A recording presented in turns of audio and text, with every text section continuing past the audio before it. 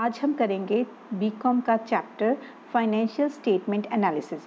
Financial statement analysis होती क्या है, उसके क्या क्या यूजेस हैं, उसके कौन कौन से टाइप हैं जिसके साथ हम क्या है उसको एनालिसिस कर सकते हैं, और कौन कौन से लोग हैं जो इस एनालिसिस को करते हैं, उनको एनालिसिस करने की क्यों ज़रूरत पड़ती है। तो सबसे पहले हमें क्या क्लियर करना पड़ेगा, फाइनेंशियल स्टेटमेंट का मीनिंग। फाइनेंशियल स्टेटमेंट एनालिसिस होती क्या है उसको समझना पड़ेगा। तो फाइनेंशियल स्टेटमेंट एनालिसिस दो वर्ड से बना है, financial statement and analysis. Financial statement जो है क्या है कि एक ऐसी स्टेटमेंट है जो क्या हमें फाइनेंस की पोजीशन के बारे में बताती है कि कहाँ से कंपनी को पैसा आ रहा है और कहाँ पे वो स्पेंड कर रही है। मीन्स कि कहाँ से इनको इनफ्लो हो रहा है, कहाँ से आउटफ्लो हो रहा है। तो उसकी जो पोजीशन है उसके बारे में बताया जाता है कि कंपनी आज की डेट में कहाँ पे लाई कर रही है। ठीक है, तो उसकी जो गुडविल है या उसकी साउंड पोजीशन है वो कैसी है, तो वो हमें फाइनेंशियल स्टेटमेंट से ही पता चलता है। और सेकंड वर्ड जो है एनालिसिस। एनालिसिस का मतलब क्या है, detail study of financial statement की जो हमने स्टेटमेंट बनाई है उसकी डिटेल स्टडी करना, को इंटरप्रेट करना कि उस स्टेटमेंट से हमें क्या रिजल्ट्स मिल रहे हैं, कौन सी फिगर आउट को चेक करके हमें जो अच्छी उसकी कंपनी की पोजीशन है उसके बारे में पता चल रहा है। तो फाइनेंशियल स्टेटमेंट जो है उसके डीप स्टडी को या थॉरली स्टडी को हम क्या बोल सकते हैं, फाइनेंशियल स्टेटमेंट एनालिसिस। तो यहाँ पे हम कह सकते हैं जो फाइनेंशियल स्टेटमेंट एनालिसिस है वो क्या है, कंपनी की फाइनेंस की पोजीशन के बारे में इंफॉर्मेशन प्रोवाइड करती है, और साथ ही साथ ये हमें बताती है कि जो उसका रिज़ल्ट आया उस रिज़ल्ट को फिगर आउट करती है। सपोज लेके चलते हैं कि अगर आपकी एक कंपनी है उसको क्या है प्रॉफिट हो रहा है, उसको इस साल अगर आप सपोज करो कि इस साल उसका प्रॉफिट जो है 200 करोड़ है। ठीक है, तो ये तो प्रॉफिट आपका बहुत अच्छा हो कि 200 करोड़ की सेल हो गई, राइट। तो आप बोलोगे कि हमारी जो कंपनी की परफॉर्मेंस है वो बहुत अच्छी है। अगर कोई आपको कोई इन्वेस्टर या कोई आपका फ्रेंड ही है, चाहे पार्टनर ही है, वो आपको बोलता है कि लास्ट ईयर का प्रॉफिट तो हमारा 500 करोड़ था या 800 करोड़ था, तो हमारे माइंड में ये आ जाएगा कि अरे हाँ, ये तो लास्ट ईयर से हमारा जो प्रॉफिट है वो बहुत कम हो गया। इट मीन्स क्या है, हमारी जो कंपनी की परफॉर्मेंस है वो तो गिर गई है। अगर परफॉर्मेंस गिर गई तो उसके लिए हमें क्या करना पड़ेगा। ठीक है, जो एक स्टेटमेंट है वो तो आपको जस्ट एक फिगर्स बता रही है कि आपका इस साल में क्या हुआ, जो प्रॉफिट है वो 200 करोड़ है, और लास्ट ईयर का जो प्रॉफिट है वो कितना था, 500 करोड़ या 800 करोड़ था। तो इस फिगर आउट से एग्जैक्ट रिजल्ट निकालने के लिए आपको वो एनालिसिस करना पड़ेगा कि हमारे जो कंपनी की परफॉर्मेंस है वो डाउन क्यों गई है। हमारे जो प्रॉफिट जो लास्ट ईयर 500 का प्रॉफिट था या 800 का प्रॉफिट था वो अब इस साल 200 कैसे हो गया। तो जब हम इसकी डीप स्टडी करते हैं तो इसको हम क्या बोलेंगे, फाइनेंशियल स्टेटमेंट एनालिसिस। हम उन स्टेटमेंट के अकॉर्डिंग चेक करेंगे, ठीक है, कि लास्ट ईयर का परफॉर्मेंस कितना हुआ था और इस ईयर का हमें जो परफॉर्मेंस है वो किस तरह से हुआ है। तो प्रॉफिट के अकॉर्डिंग हम इनको क्या करते हैं, लास्ट ईयर के प्रॉफिट के साथ या लास्ट ईयर की स्टेटमेंट के साथ हम इसको कंपेयर करते हैं प्रेजेंट ईयर को। जब हम प्रेजेंट ईयर को लास्ट ईयर के साथ कंपेयर करते हैं तो जो रिज़ल्ट आउट होता है, जो रिज़ल्ट होता है वो हमें क्या बताता है, कंपनी की पोजीशन के बारे में, कंपनी की परफॉर्मेंस के बारे में कि आज की डेट में कंपनी कहाँ पे स्टैंड कर रही है। तो लास्ट में हम बोल सकते हैं कि जब भी हमें अपनी कंपनी की परफॉर्मेंस चेक करनी है तो हमें अपने पिछले जो साल्स हैं उनके साथ कंपेयर करना पड़ेगा। और कंपैरिजन हम किसके थ्रू कर सकते हैं, अगर हमारे पास वो स्टेटमेंट्स पड़ी हैं, मीन्स हमारे पास वो रिकॉर्ड्स पड़े हैं, तभी हम उनको क्या कर सकते हैं, डीप स्टडी कर सकते हैं, उनकी एनालिसिस कर सकते हैं, उनको कंपेयर कर सकते हैं। हमारी कंपनी इस साल की जो उसकी परफॉर्मेंस है वो इंक्रीज़ हो रही है या डिक्रीज़ हो रही है। अगर इंक्रीज़ या डिक्रीज़ हो रही है तो डेफिनेटली हमें क्या है, कुछ ना कुछ स्टेप्स या कुछ ऐसे डिसीजंस करने होंगे जिससे हमारी कंपनी की परफॉर्मेंस जो है वो हमेशा ग्रो करती रहे। अब क्वेश्चन यहाँ पे अराइज होता है कि जो फाइनेंशियल एनालिसिस है वो करने की ज़रूरत क्यों पड़ती है, क्यों हम लोग जो हैं फाइनेंशियल स्टेटमेंट बनाते हैं, अगर बनाते हैं तो फिर उसका एनालिसिस क्यों करना पड़ता है। एनालिसिस जो होता है वो क्या करता है, हाँ, कंपनी को डिसीज़न मेकिंग में हेल्प करता है। डिसीज़न मेकिंग में कैसे, कि जैसे कंपनी की जो परफॉर्मेंस है इस साल लास्ट ईयर की परफॉर्मेंस से डिक्रीज़ हो रही है। अगर कंपनी की परफॉर्मेंस डिक्रीज़ हो रही है तो ये हमें ये चेक करके बताती है, ये हमें फाइंड आउट करने में हेल्प करती है कि ऐसी कौन सी शॉर्टकमिंग्स आ रही हैं, ऐसी कौन सी वीकनेसेस आ रही हैं कंपनी में कि जिसकी वजह से हमारी कंपनी की जो परफॉर्मेंस है वो डाउन जा रही है। तो उन कंपनीज़ की जो वीकनेस है, तो वो जो वीकनेसेस हैं या शॉर्टकमिंग्स आ रही हैं, उनको रिमूव करने में क्या है, जो फाइनेंशियल स्टेटमेंट एनालिसिस होता है वो हेल्प करता है कि ताकि हम आगे के लिए, फ्यूचर के लिए कुछ अच्छा डिसाइड कर सकें, कुछ अच्छा डिसीज़न ले सकें। तो सबसे इम्पॉर्टेंट है कि डिसीज़न मेकिंग के लिए फाइनेंशियल एनालिसिस किया जाता है। नेक्स्ट आ जाता है कि जो फाइनेंशियल एनालिसिस है वो करता कौन कौन है, इसकी क्यों ज़रूरत पड़ती है फाइनेंशियल एनालिसिस की, कि हमें कंपनी की जो स्टेटमेंट है उसको एनालिसिस करना चाहिए। हमें तो कंपनी की जो फिगर आउट है वो हमें मिल ही रही है स्टेटमेंट से, हमें पता चल ही जाएगा। नहीं, जो फिगर होती है वो तो सिंपल हमें ये बताती है कि आपके इस साल की जो परफॉर्मेंस है वो कितनी है। वो तो आपको जस्ट आपका प्रॉफिट बताती है कि इस साल आपकी जो सेल है या आपको इतना प्रॉफिट हुआ है। तो हमें कंपेयर करना पड़ेगा ना कि हमारी जो स्टेटमेंट है, जब परफॉर्मेंस है वो लास्ट ईयर से कितनी अच्छी है। ठीक है, कि अगर हमें कहीं से फाइनेंस की ज़रूरत पड़ती है तो उसके लिए भी तो हमें ज़रूरत पड़ेगी। तो फाइनेंशियल स्टेटमेंट उन सब चीज़ों में भी हमारी क्या है, हेल्प करती है। नेक्स्ट टॉपिक हमारा है कि कौन कौन सी एंटिटीज़ है जो इंटरेस्टेड होती हैं फाइनेंशियल एनालिसिस को करने में। सबसे पहले कौन आता है, इन्वेस्टर्स। इन्वेस्टर क्यों फाइनेंशियल की जो स्टेटमेंट है उसको एनालिसिस करता है, क्यों करता है, क्योंकि फाइनेंस उसने अपना जो पैसा होता है वो इन्वेस्ट करना होता है कंपनी में। जब वो पैसा इन्वेस्ट करता है कंपनी में तो यही सोच के करता है कि अगर वो कंपनी को प्रॉफिट होगा तो मुझे भी जो रिटर्न होगी वो बहुत अच्छी मिलेगी। ठीक है, तो कंपनी का जितना ज़्यादा प्रॉफिट होगा उतनी ज़्यादा उसको रिटर्न मिलेगी। तो इन्वेस्टर जब भी कंपनी में पैसा लगाता है, कंपनी की पोजीशन को, कंपनी की परफॉर्मेंस को देखकर ही पैसा लगाता है। तो इसलिए जो इन्वेस्टर होता है उसको एनालिसिस के थ्रू पता चलता है कि ये कंपनी की पोजीशन क्या है, क्या इसमें मुझको पैसा लगाना चाहिए कि नहीं लगाना चाहिए। और डेफिनेटली हर पर्सन जो होता है, हर इन्वेस्टर जो होता है, उसी कंपनी में पैसा लगाएगा जिस कंपनी को हर साल या हर बार क्या है, प्रॉफिट होता है और जिसकी परफॉर्मेंस बहुत ज़्यादा अच्छी है। सेकंड आ जाता है मैनेजमेंट।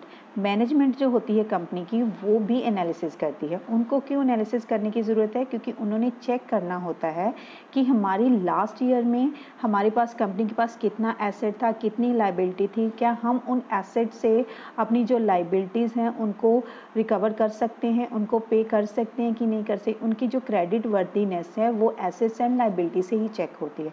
तो जो मैनेजमेंट होती है वो अपनी कंपनी की परफॉर्मेंस और पोजीशन को एसेट्स एंड लाइबिलिटी के अकॉर्डिंग चेक करती है। तो मैनेजमेंट को भी एनालिसिस करने की ज़रूरत पड़ती है ताकि वो अपनी कंपनी की परफॉर्मेंस को टाइमली चेक कर सकें। और साथ ही साथ ये मैनेजमेंट को किस में हेल्प करती है, डिसीज़न मेकिंग में। और डिसीज़न मेकिंग सबसे इम्पॉर्टेंट प्रोसेस होता है, स्टेप होता है हर एक कंपनी को परफॉर्मेंस की तरफ लेके जाने के लिए। आ जाता है बैंकर्स, फाइनेंशियल इंस्टीट्यूशंस और एनी अदर मनी लेंडर्स। ठीक है, कोई भी कंपनी जो स्टार्ट करती है, अपना बिजनेस करती है, तो उसे डेफिनेटली कहीं ना कहीं से लोन लेने की ज़रूरत पड़ती है। ठीक है, क्योंकि हर एक के पास इनफ पैसा नहीं होता, इनफ मनी नहीं होती, तो कभी ना कहीं उनको कहीं ना कहीं पैसे की ज़रूरत पड़ती है।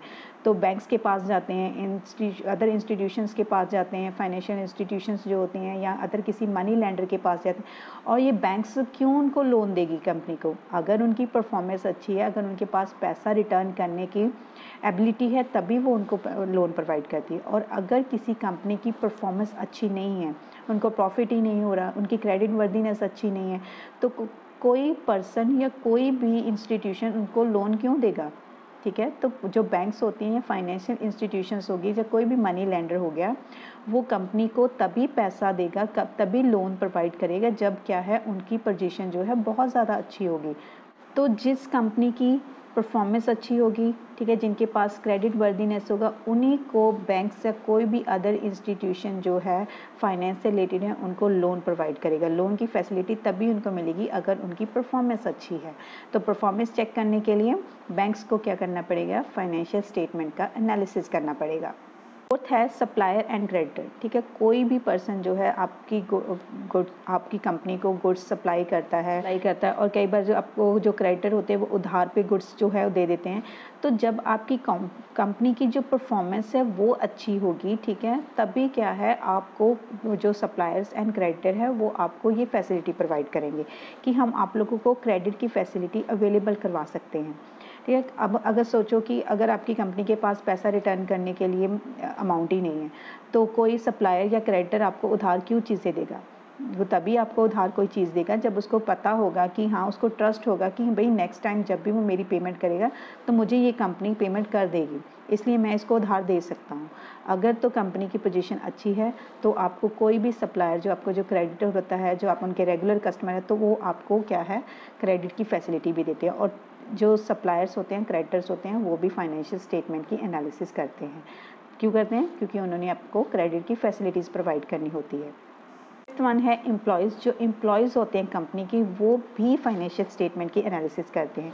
वो एनालिसिस इस बिहाफ पे करते हैं क्योंकि उन्होंने अपने बिजनेस को कंटिन्यू करना होता है, उन्होंने अपने वर्क को है कंटिन्यू करना होता है और चेक करना होता है कि हमें अगर हम इस कंपनी का पार्ट हैं, क्या हमें नेक्स्ट ईयर या इस साल बोनस मिल पाएगा या नहीं मिल पाएगा।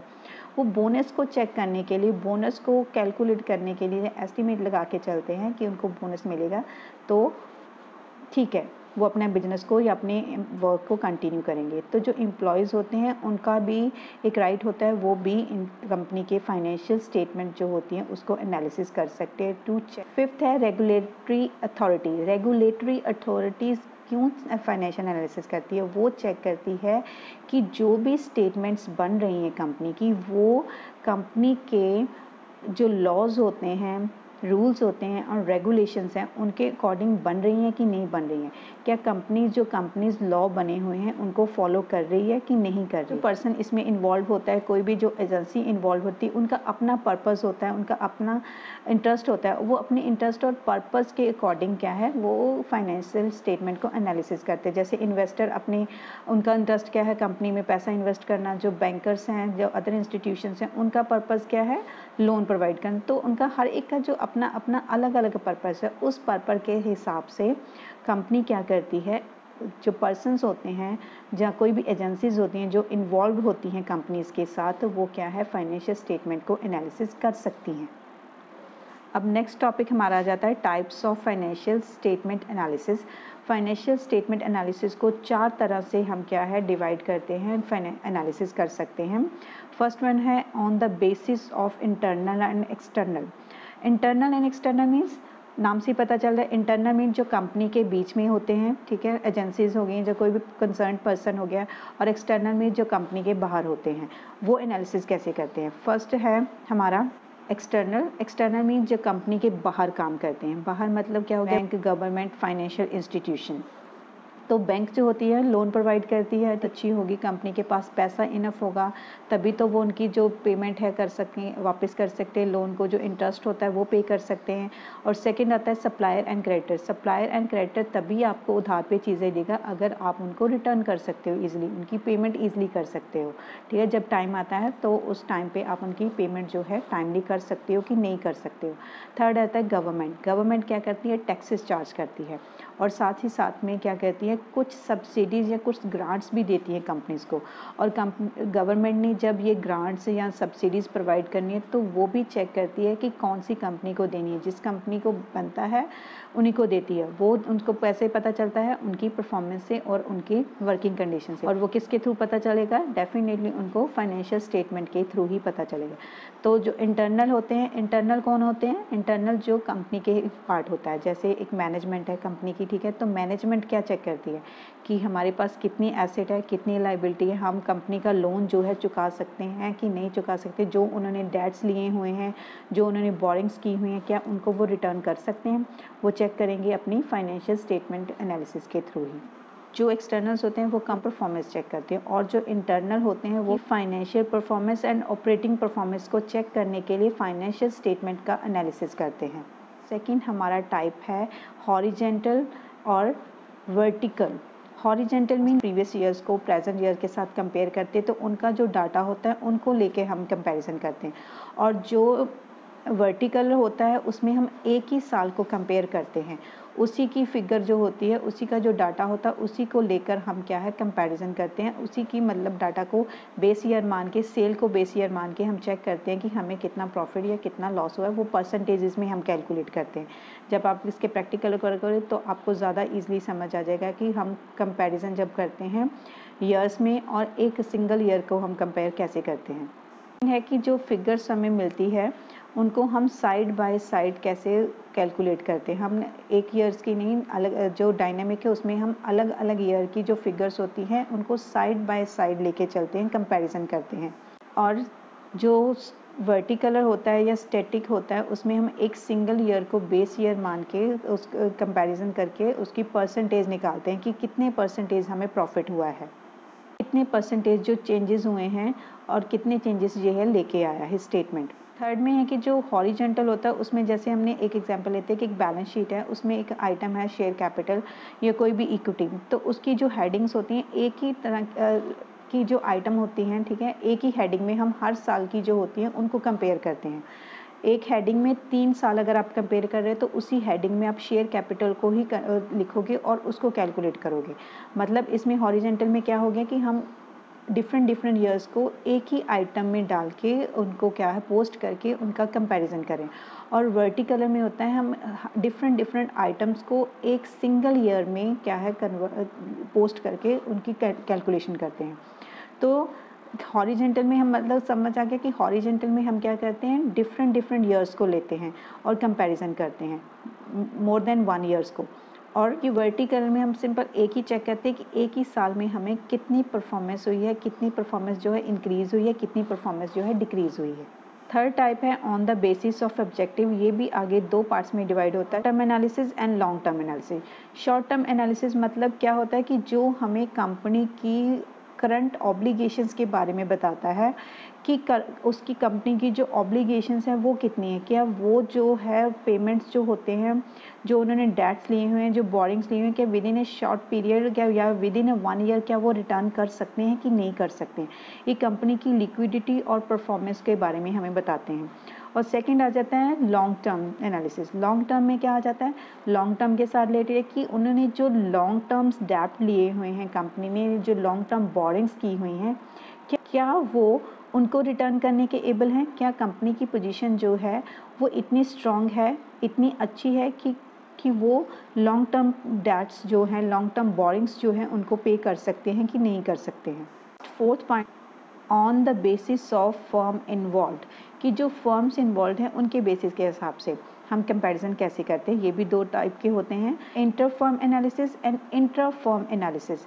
इंटर फर्म एनालिसिस मीन्स जब हम एक कंपनी की फाइनेंशियल स्टेटमेंट या फिर बोल सकते हैं कि एक कंपनी की परफॉर्मेंस को दूसरी कंपनी की परफॉर्मेंस के साथ कंपेयर करते हैं तो उसको हम बोलते हैं